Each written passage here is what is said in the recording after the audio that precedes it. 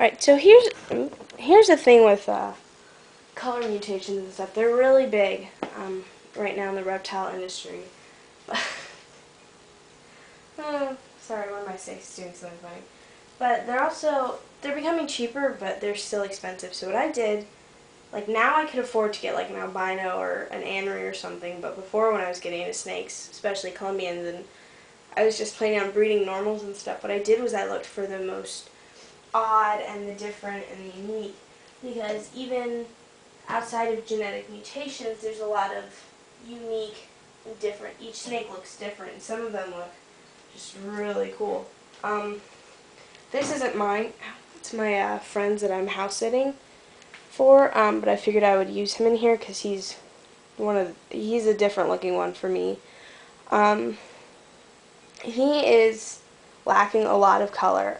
He doesn't have the pinks that you see typically in Columbians. Even his it's not going to be helpful. Even his stripe on his face, it's white, which is cool but different. And even in his tail, he's got some dull oranges and yellows, but no red.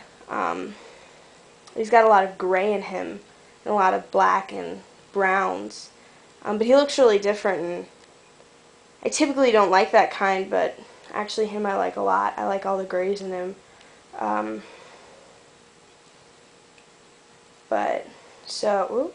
So there's one different looking one, and then in comparison to that, you've got one that's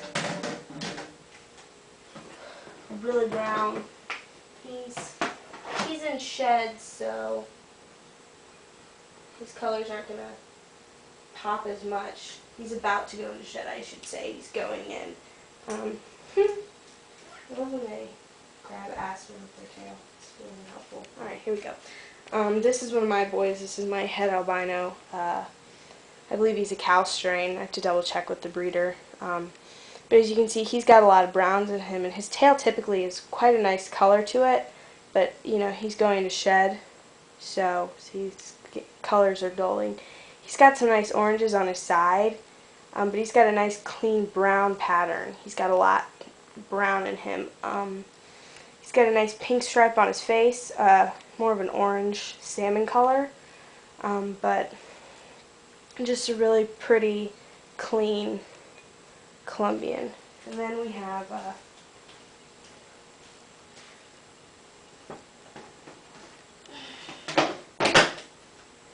we've got a really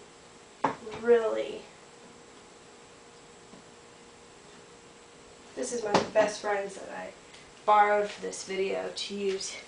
You've got a Columbian that's really dark, with lots of blacks in him. He's got crazy speckling on him. His tail is just like, see all that black there, and what's interesting about his tail is he's got a black stripe going down the middle of his tail. He's got orange on either side, but he's got that stripe all the way to the tip. What's really cool about him though is he's got this orange on his side. You might not be able to see in the camera, but he's got some oranges on him which are really cool, and these only came out recently with his sheds. When we got him, he was just pretty much, he was actually pretty gray when we got him, and he's changed so much. He's a double het, possible double het. He's definitely het for albino. He's possibly het for anery, which makes him a double het for snow.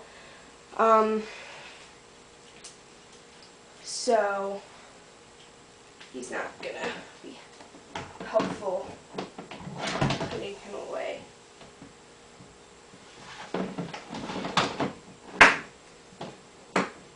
Now here is probably my favorite Columbian out there. This is definitely my favorite. I like the lighter ones. I definitely want to get that's why I love hypos, but I definitely want to get a true pastel because they're crazy looking. But this is Romeo. He's definitely my nicest Columbian I have. He's real light, and with each shed, more and more pink just comes over his whole body. Like, it used to be just a stripe, but now like the entire side of him is this nice purplish pink, and his face, you won't be able to see it very well, but his face is getting all purple, and he's got almost no speckling on his belly, but he's got a lot of salmon on it and nice pinks. He doesn't have a really nice tail.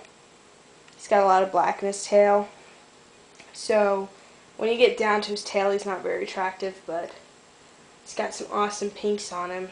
And he keeps getting pinker and pinker with each shed. So it's really nice. And then you've got one of these girls. Hold on. This isn't all. These are, nope. It's going to be really difficult.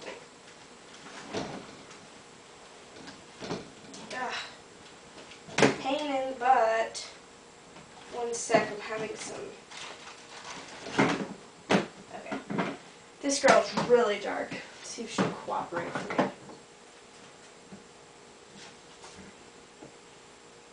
Okay. Yeah, she's gonna be a good girl. No, she's not. Like, you see this girl, she's got some nice orange in her tail, but she's crazy brown. Not even like, she doesn't have any pinks in her. She's got like this two-tone thing going on, and she's got like a light gray on her sides and then a brown, and she's got not too bad speckling, but this is a girl who's, I call an all brown. The only pink she's got is she's got some slight pink on her face, but oranges, pinks, she's got none of them. She's just straight brown. She's really pretty. I like her a lot. But she just like, she doesn't have any pinks you can see. She's like two-toned. It's really cool. So, as you can see, inside a species, there's huge variety, like, oh crap.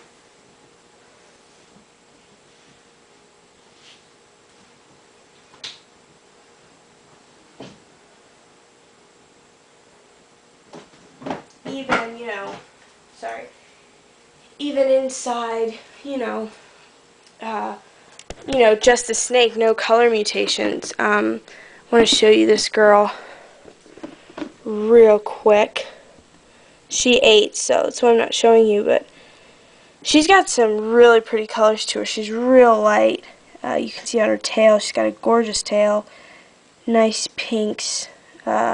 Beautiful pinks on her side. You can't see them very well.